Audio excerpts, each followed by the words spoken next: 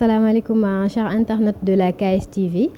ñuy amaat mbégte bu baax rek di dellu si waat ak yéen ci seen émission Le Citoyen comme niñ ko tàmm defee rek mardi bu nekk ñuy waxtaanee benn ci thème yi nga xamante ni jàpp nañ ni dina amal solo population bi tey nag ñu ñëw fii nii ci Grand Dakar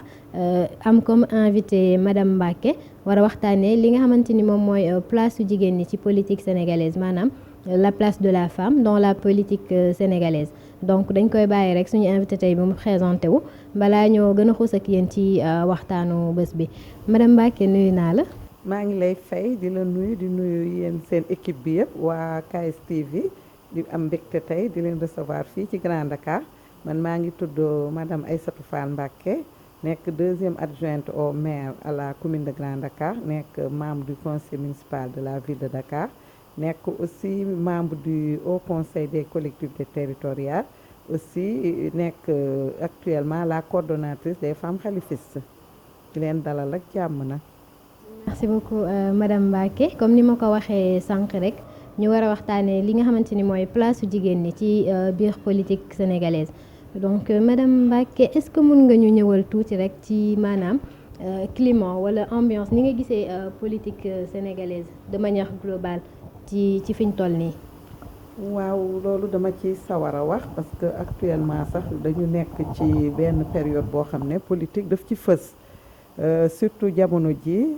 boo toogee déglu li xew par rapport ak l'actualité politique surtout li ñuy wax dialogue li ñuy wax entrisme nga dégg mbirum Idrissa Seck am ñeneen ak ñeneen ñuy wax daal politique bi daal naa wax ne dafa am engouement fi mu ne nii ça intéresse tout le monde. boo seetee ci médias yi yëpp nit ñi ñu ngi suivre ça veut dire que politique au Sénégal dafa di loo xam ne dafa soxal ñëpp ça intéresse tout le monde surtout ñun ñi nga xam ne ñun ñooy jigéen ñi daf ñu war a gën a intéressé parce que tey xam naa dinañ ci wax tout à l'heure gën cee dugg bu baax mooy lan mooy ñun suñu taxawaay lan moo war a nekk suñu taxawaay lan moo war a nekk suñu gis-gis ci li nga xam ne moom mooy mbirum politique parce que politique xëy na am na ñoo xam ne sax dañu naan politique baaxul wala politique dañ koy taqal daal di tilimal ñi nga xam ne dañuy def politique alors que c'est pas ça politique foog naa ku ciy dugg rek da nga fekk da nga ci am engagement da ngay def politique normalement politique boo ciy dugg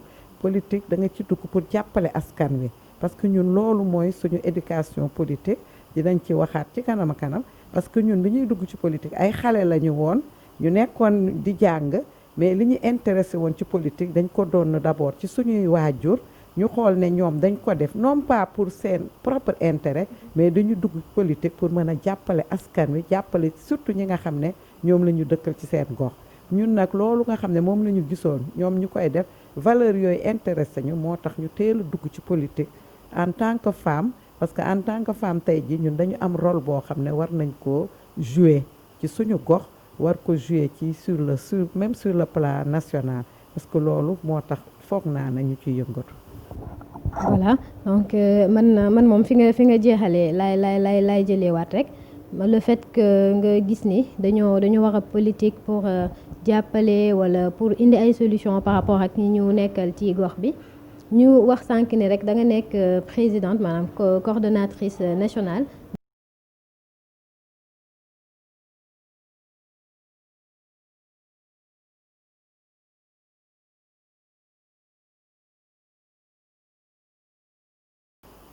waaw loolu li ko indi man d'abord dama nekkoon parti socialiste jiite woon jigéen ñi nga xam ne ñoo nekk ci département Ndakaaru Khalifa Sall aussi jiite góor ñi nga xam ne ci parti socialiste ñoo nekk ci département Dakar foofu nag ñu doon fa liggéey parce que li ma la wax rek ñun dañu juddu gis suñuy waajur di politique ñu xool ne lii politique du lu bon politique pour jàppale sa askan la ñu nekk ci ba nekk nag li ñuy wax présidente du département des femmes socialistes de Dakar biñ ci nekkee nag xam ngeen ne problème yi amoon au niveau du parti socialiste jarul ñuy dellu si ci péripéties yooyu bi nga xamee ne nag Khalifa am na ay problème ñun ñu dàq ñu ci parti social ñu ànd ak moom di liggéey comme man peut-être que amoon naa tuuti expérience jigéen ñi d'accord ànd ab man pour ma coordonner leen pour le moment xam nga ñun nous sommes une plateforme pour le moment donc structuré guñu moo tax vraiment ñëpp ànd pour man ma coordonner li nga xam ne moom mooy les femmes khalifistes. très bien donc ci kóolute daal mun nañ jàpp ni ci la jógee ñu gis li nga liggéey ci bi nga nekkee ci parti bi ñoom aussi nga doy leen ba ñu jël la maanaam def la ki nga xamante ni yow yaay coordonné jigéen ñi nekk ci wetu xalifa yépp mais léegi de manière globale nan ngay jàngatee li nga xamante ni moom mooy place su jigéen ci politique parce que débat bi tey loolu la rôle bi nga xamante ni place bi nga xamante ni moom la jigéen ñi di occuper ci politique bi nan nga koy jàngatee fi mu toll nii. waaw parce que tamit jigéen buy politique dafa xaw a metti xaw na difficile parce que boo duggee ci loo xam ne góor ñi ñoo ci gën a ëpp doole baatu góor lañu daan gën a dégg ci mbirum politique ñun lu tax ñu naan femme xalifiste yi surtout ñun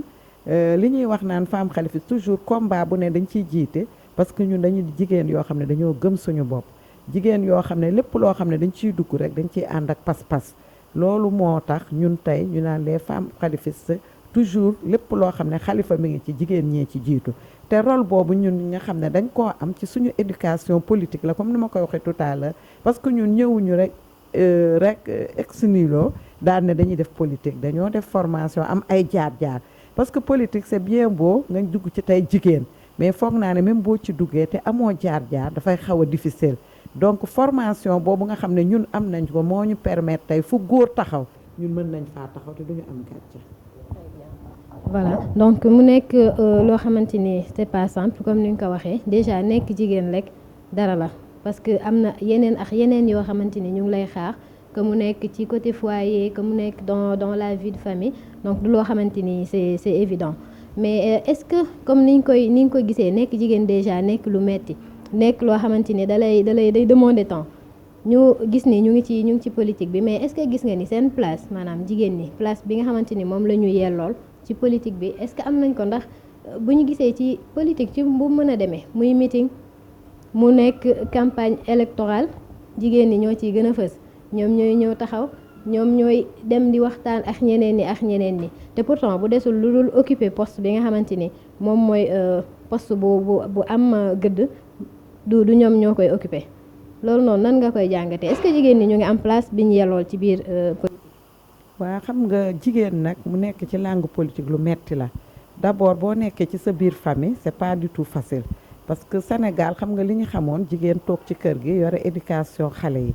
te loolu boo ko bëggee concilier ab li ngay xam la vie politique lu difficile la mais loolu pour mu mën ko concilier il faut suñu pas-pas gën a yokku comme wax naa ko tout à l'heure jigéen doo ñëw rek ne damay politique il faut nga am une certaine formation waxuma rek nga jàng nasaraan mais formation bi mooy nga bëgg a xam yow lii nga nekk lan la parce que da ngay laajte da ngay jàng même bu fekkee jàngoo nasaraan c'est tout à fait normal yow booy dugg ci politique nga xam yow ci lan nga dugg lan nga bëgg lan nga mën a apporter sa réew donc loolu tamit c'est une manière nga formé wu boo defee formation boobu nag nga nekk nag jigéen boo xam ne da ngay bañ parce que tey boo seetee suñu yaay ab ñi nga xam ne ñoo ñu jiitu ab ñun suñu génération ñu bari xam nga lan lañ leen di doyee tàccu ñëw feesal meeting bi def remplissage mais loolu foog naa ne ñun depuis un certain temps ñu ngi commencé di ko bañ di xam ñun suñu place ak di rechercher ñun di xeex pour nit ñi jox ñu suñu place dañuy wax ne am nañ li nga xam ne mooy loi sur la parité baax na mais loi sur la parité pour man c'est mon opinion personnelle pour que mu nekk une réalité il faut que tamit ñun jigéen ñi ñu gëm suñu bopp parce que tey damay joxe exemple boo demee ci li ñuy wax les conseils municipaux jigéen ya dañ fay am lim comme góor ñi mais boo gisee liñ fa war a apporter seen apport dafa des parce que jigéen boo xam ne boo ñëwee conseil municipal da ngay toog lu ñu war a voter rek nga voter ko doo poser question doo jéem a seet yow sa gox bi yow lan nga fa war a apporter ab lan la ñuy liggéey ci conseil municipal bi jéemoo ko seet li tàccu dama ne loolu tamit défaillance la moo tax man toujours dama naan ñun ñoo war a xeex ñoo war a ñafe pour suñu place bi nga xam ne ñun dañu ko bëgg ba nga xam ne instant de décision bu mu nekk sur le plan local sur le plan régional ak sur le plan national pour ñu am ko ñun dañ ko war a mériter dañ ko war a jafe te ñafe boobu mooy ñu yokk suñu pas-pas gëm suñu bopp jàng nag wax naa ko tout à l'heure jàng du rek dem jàngi nasaraan mais bëgg yokk sa xam-xam ci lépp loo xam ne yaa ngi cee yëngu nga comprendre ko mën cee ñafe bokk ci di def li nga xam ne toujours boo waree intervenir nga xam ne lii ngay wax nit ñi dinañ la déglu te loolu da nga koy jàng boo seetloo tamit ñun bu ñu demee ci yenn instance sax pour nga gis jigéen jël parole sax dafay xaw a ragal danaan lan laa war a wax te loolu yëpp da nga koy jàng am fit xam ne yow leader nga war a doon dans ci moment bi nga xam ne ngay nekk jigéen buy politique donc pour nga nekk leadership boobu tamit da nga koy jàng. d'accord donc suñu pas-pas ci politique moom moo xaw a des. moom moo xaw a des comme ni ma ko waxee tout à l'heure rek moom moo des parce que ñun dañu war a bàyyi li nga xam ne refuser li nga xam ne mooy toujours ñun dañuy def remplissage meeting remplissage salle de réunion mais ñun ñu nekk fa en tant que actrice. Exemple à Grand Dakar on a un bureau municipal il y a un maire et 3 adjoints mais 2 adjointes yëpp ay jigéen lañ donc ñun foofu au moins ñafe nañ fa ba am place bi ñu mérité donc dama ne du rek jàng mooy tax jigéen am place am en politique jàng nasaraan daal mais xeex la boo xam ne c'est un combat permanent boo xam ne ñun dañ ko war a def pour mériter aussi li nga xam ne moom suñu place mais boo seetee jigéen tellement dafa am détermination ci lépp lu mu yore ba man je me dis toujours que góor ñi dañ ñu ragal moo tax pour ñu jox ñu suñu place dafay xaw a metti. d'accord donc daal compétence bi nga xamante ni gis nañ ne jigéen bu duggee ci politique ñu jox ko lu mu yellool war na ko mën a am moo tax ñoom ñu ñuy gën a moytu côté boobu. waaw dañuy gën a moytu parce que tey dama ne nga gis góor mu taxaw nii jigéen taxaw nii ñu am même niveau sur le plan intellectuel ak parcours politique mais dañuy préférer góor gi parce que dañu ragal jigéen. parce que jigéen en général dafay am engagement ci lépp lu muy def jigéen moo gën a am honnêteté franchise ci lépp lu muy def ngeen na ma góor ñi baal mais man ni ma dundee ci politique boo seetloo sax li ñuy wax transhumance c'est rare nga gis jigéen bu transhumé donc pas-pas boobu ab gëm-gëm boobu jigéen am moo tax toujours dafay am problème ñun ab góor ñi dañuy xaw a ragal daal. donc atu la vu que am na loo xam ne am nañ ko de plus que góor ñi muy suñu dévouement ak suñu sincérité par rapport ak parti yi ñu nekk donc loolu doon na raison boo xam ne mën na rek tax jigéen gën a maanaam occuper place bi mu mérito ci politique bi mais madame Mbacké d'après li nga jot a wax yëpp suñu dévouement suñu engagement et tout est-ce que suñu réalité dëkk fi mu toll nii est-ce que permettre nañu jigéen di occuper poste bu am solo wala jigéen nekk présidente fii nii ci suñu réew est-ce que gis nga loolu war na mën nekk wala. waaw loolu dëgg la xam nga ab suñuy réalité sociale c'est un peu difficile parce que toujours jigéen dañ koy gisee jigéen bu war a toog ca kër ga yore éducation xale yi ab loolu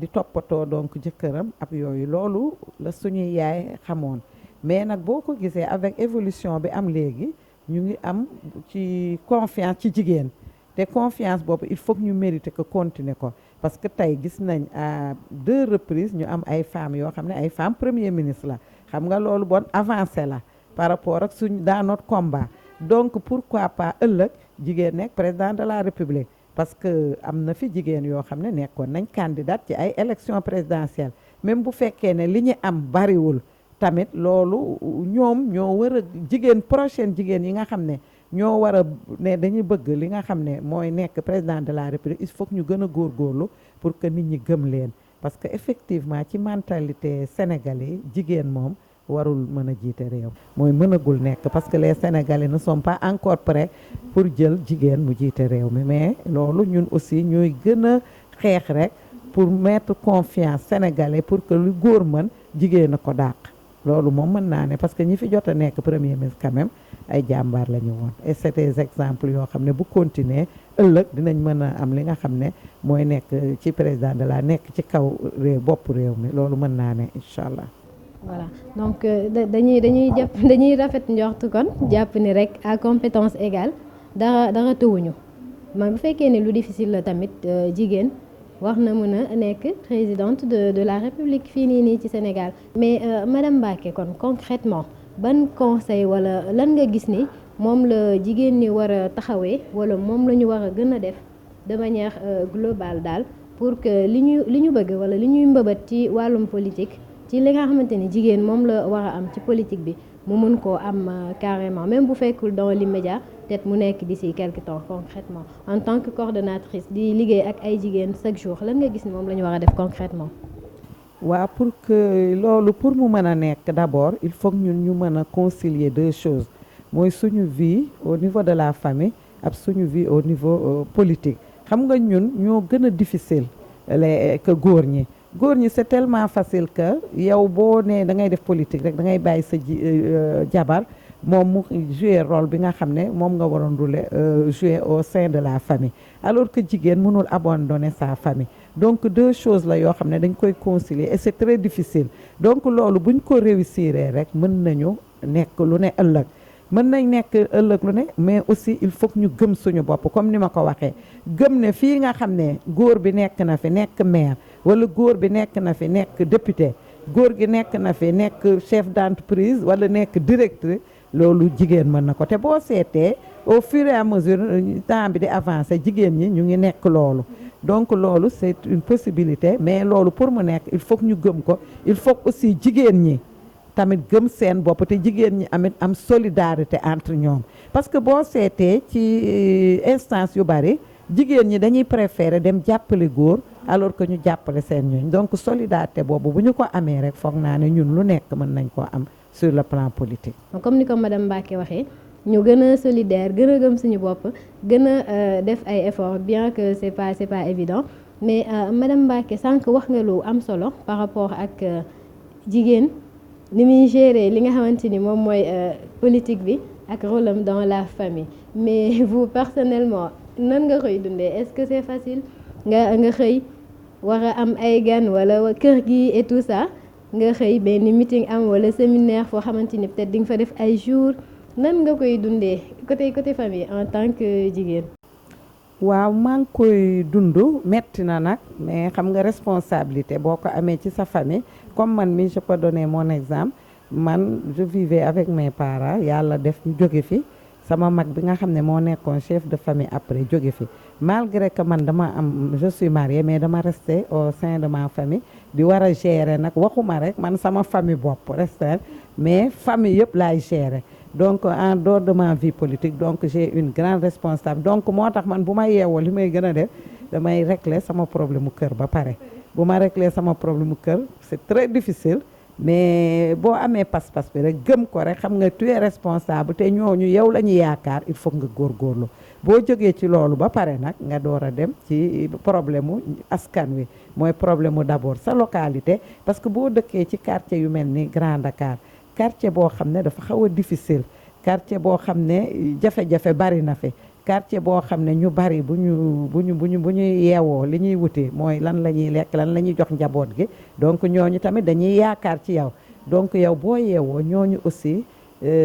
ci say responsabilité da nga ko ciy boole xool noonu nga leen di jàppale du jàppale rek nga ne nit ki dama lay may tey dépense non da nga koy jàppale surtout les femmes man jigéen ñi laay gën a jàppale parce que sama rôle la en tant que femme mooy seet jigéen ñooñu naka lañ leen a mën a jàppale ba ëllëg ñoom ñu am loo xam ne dinañ mën a jàppale seen bopp parce que dañuy wax autonomisation financière de la femme mais loolu aussi ñun dañ ci am taxawaay parce que c'est une forme de politique rek du ne politique ñu tàcc ma wala ñu kii mais da nga war a jàppale nit ki ba ëllëg moom mu mën a demal boppam xool noo koy jàppale ci formation ci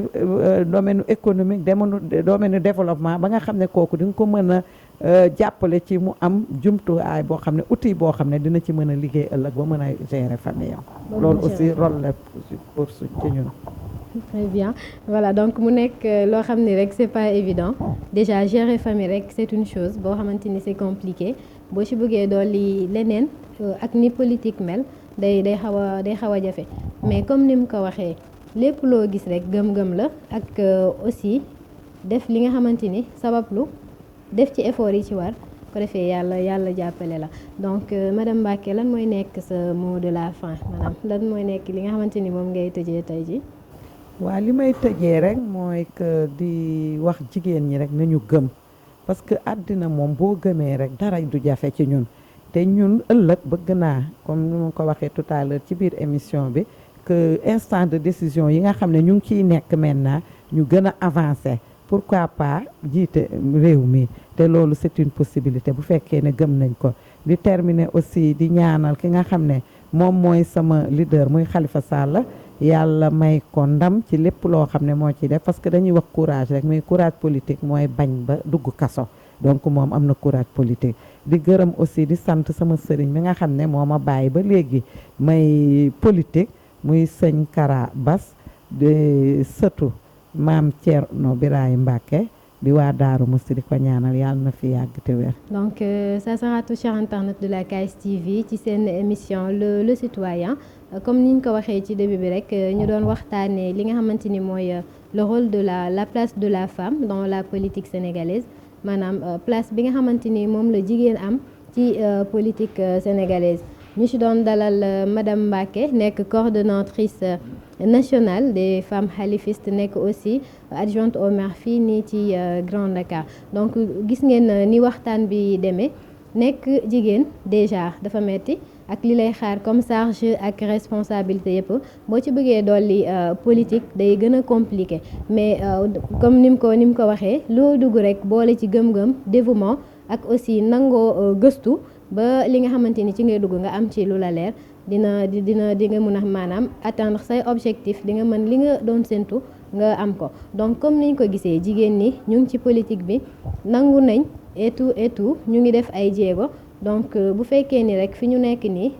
mu war a jëm kanam ñu ngi ci maanaam gën a def ay efforts c'est très possible que Sénégal jigéen jiite réew mi pourquoi pas wala même bu dee jiite réew mi sax moo occuper poste de responsabilité boo xamante ni dina permettre yeneen jigéen ñi ñu gën a xam seeni bopp gën a xam seen place ci société bi ci politique bi de manière globale pour daal mun cee am li ñu bëgg donc c'était tout ñu remercier bu baax madame Mbacké ci li mu nangu suñu invitation ci suñu émission tey donc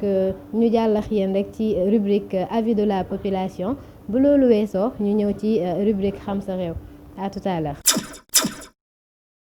Voilà soxna si na nga def. maa ngi fi alhamdulilah. voilà tey ñu doon waxtaanee li nga xamante ni mooy place su jigéen ci politique maanaam rôle bi nga xamante ni moom la jigéen ñi di jouer ci politique bi yow nan nga gisee place boobu noonu. waaw place boobu noonu de mooy jigéen ñi dañ ciy daw ba jeex duñ ci am dara moo tax xam naa ne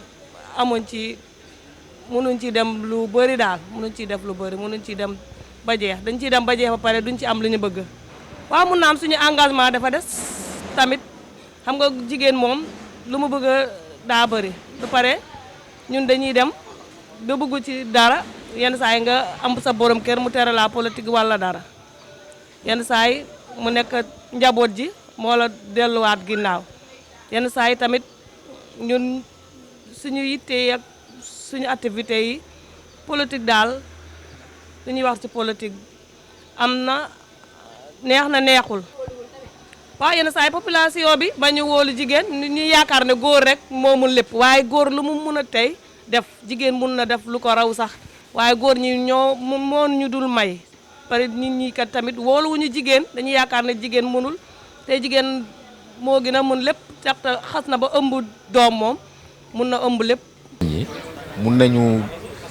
war nañ jël seen place ci monde politique bi daal xam nga parce que boobu ba léegi tamit ñi ngi essayé góor ñi mais góor ñi mooy loolu daal xam nga doxagul comme li mu waroon dox ba pare jigéen moom booy seet en général day nekk koo xam ne day mën a gérer daal xam nga day mën a gérer et puis am na yu bëri yoo xam ne du fa nangu egg parce que man je pense que ce serait mieux quand même jigéen ñi aussi xam nga affirmer wu génn convaincre nit ñi parce que politique tamit loolu la quoi da ngay indi ay idées convaincre nit ñi topp la je crois que si elles ont un bon leader convaincante xam nga vraiment mun a dem vers les populations parce que góoru sénégalais yi moom amuñu problème boobu xam nga il suffit juste d'avoir de bonnes idées xam nga am qualité am ay valeurs rek après gars yi ànd ak yow waaw loolu rek la. salaamaaleykum sëñ bi na nga def. voilà en fait dañu bëggoon a xam selon yow kan mooy premier ministre sénégalais fi mu toll nii. est-ce que doo ma jógal ba benn yoon. réponse rek lañ soxla kan mooy premier ministre selon yow bu Sénégal. gan laa foofu gan laa fii moo tax yàgguma fi moo tax. yow dëggoo fi xanaa. Vous parlez pas wolof. On voulait juste savoir selon vous qui est le premier ministre sénégalais actuel. Ah, moi je connais même pas. Je viens d'arriver au pays là. bëggoon a xam fi mu toll nii kan moo nekk premier ministre du Sénégal. premier ministre Sénégal kay amul parce que dindi nañ poste bi supprimé nañ ko. kon amatut. Nous voilà chers internautes de la KSTV à la fin de cette émission donc comme ni ma leen ko waxee au début rek ñu doon waxtaanee li nga xamante ni moom mooy la place de la femme dans la politique sénégalaise maanaam place bi nga xam ni moom la jigéen ñi am ci wàllum politique bi ñu si doon dalal ki nga xamante ni moom mooy madame Aïssatou Fall Mbacké nekk coordonnatrice nationale des femmes khalifistes nekk aussi adjoint au maire ci Grand Dakar voilà comme ni ngeen ko gisee gis na ni maanaam jigéen d'après ses compétences ak d'après li nga xamante ni moom mooy importance am na maanaam compétence capacité yi pour nekk présidente au Sénégal wala nekk koo xamante ni daal mooy doon jigéen bu occuper place bi nga xamante ni moom la yellool maanaam place boo xam ne laaj na daal mu nekk borom daraja parce que lépp li nga war ci politique jigéen ñoo ngi koy def de même am na aussi paradoxe parce que dañoo gis ne politique bi jigéen ñi ñoo ci gën a bari ñoo ci gën a sonn aussi mais place yi nga xamante ni moom la ñuy occuper bien que mu ngi changer nekkagul ba tey li nga xamante ni moom lañ doon xaar voilà population bi aussi loolu la ci wax nee nañ jigéen mën na nekk présidente ñeneen ñi ne mënul nekk maanaam li ci am solo rek jàpp ni mën na nekk dañu war a rek nag def le maximum user suñuy compétence gën a farlu gën a gëm suñu bopp pour pourquoi pas d'ici quelques années Sénégal jigéen diriger ko léegi par rapport ak seen rubrique xam sa réew tey ñu indi leen loon benn question à savoir maanaam kan moo nekk premier ministre fii nii au Sénégal mu nekkoon nag question piège parce que au Sénégal amatuñu premier ministre donc poste premier ministre au Sénégal existé tout voilà donc loolu lañ leen indiloon tey chers internautes de la KSTV ci seen émission Le Citoyen ñu leen di jox rek dig daje beneen mardi ci yeneen thème lépp rek ci lu jëmale suñu réew kanam donc je vous dis à très bientôt et d'ici là portez-vous bien merci.